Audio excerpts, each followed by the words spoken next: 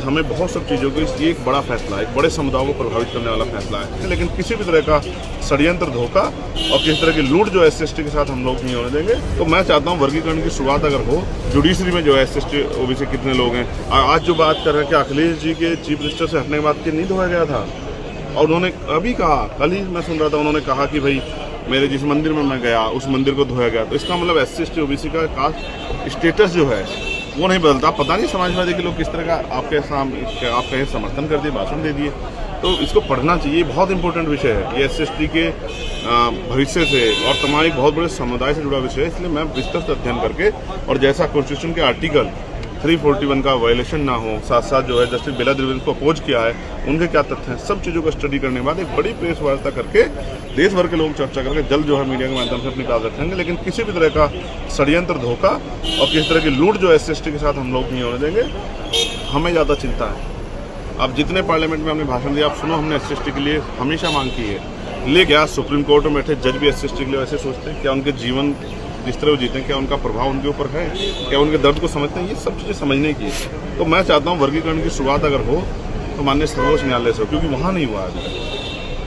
वहाँ इसलिए नहीं हुआ है कि 200-250 परिवार ही जो जानकारी में वही लोग, उनका बेटा, पोता, भतीजा, तमाम लोग वहीं जज बनते रहते हैं। तो मैं चाहता हूँ ना, सबसे पहले all India judicial service commission आए, और चलो SC/ST OBC के लोगों को तो आप नहीं घुसने दे रहे हो भाई, ठीक है, सरकार की मंशा, आपकी मंशा, लेकिन कम से कम सामान्य जाति के जो बच्चे हैं, जिनमें योग्यता है, जिनमें चरित्र है, जिन जातियों में, उनको भी तो अवसर मिलना चाहिए, उनको तो नहीं दे रहे। तो मैं अभी इसको स्टडी करूँगा, इस फैसले को देने वाले SC/ST के जो जजेस थे उसमें SC/ST कितने, यही पता लग जाएगा कि कितना जो है अफर्मेटिव एक्शन और कितना जो है स्टेटस बढ़ा है और कितने मौके मिले, यही पता लगेगा। सैद्धांतिक तौर पर आप इस फैसले को किस तरह देखते हैं? क्योंकि मैं इससे पूछ रहा हूँ, समाजवादी पार्टी वो साफ कह रही है कि अच्छा हुआ ये आ गया, आप देख रहे होंगे सरकार इसको इम्प्लीमेंट करती है कि नहीं।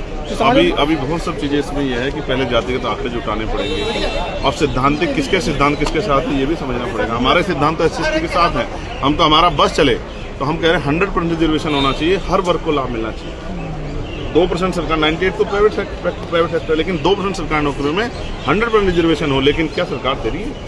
या अभी तो बात सुप्रीम कोर्ट को करनी चाहिए कि क्या सेंट्रल सेक्रेटरीट में कितने SC/ST OBC के लोग हैं, या जो जुडिशरी में जो है SC/ST OBC कितने लोग हैं, साथ साथ जो है जो यूनिवर्सिटी के चांसलर बनते हैं, राज्यपाल बनते हैं, उनमें SC/ST कितने लोग हैं, तमाम जो चीज़ें हैं, जो क्लास 1 है उसमें SC/ST कितने लोग बैठे हैं, इस पर भी ज़रा बात होनी चाहिए। ED का, CBI का, इनकम टैक्स के जो हेड है उनमें SC/ST कितने लोग हैं, बहुत सब चीज़ें हैं। तो वो नहीं दिखाई देता। आपने एक फैसला दिया था, इन रिजर्वेशन प्रमोशन मिलना चाहिए कॉन्स्टिट्यूशन के आर्टिकल 16(4)(a) के अकॉर्डिंग, लेकिन आपने उसकी मॉनिटरिंग आज तक नहीं की। तो बहुत कुछ है, और इसको विस्तृत रूप से पढ़ के फिर अपनी बात। तो इस पूरे फैसले को विस्तृत रूप से पढ़ने के बाद ही अपनी बात जो है आगे चंद्रशेखर आजाद के द्वारा रखी जाएगी।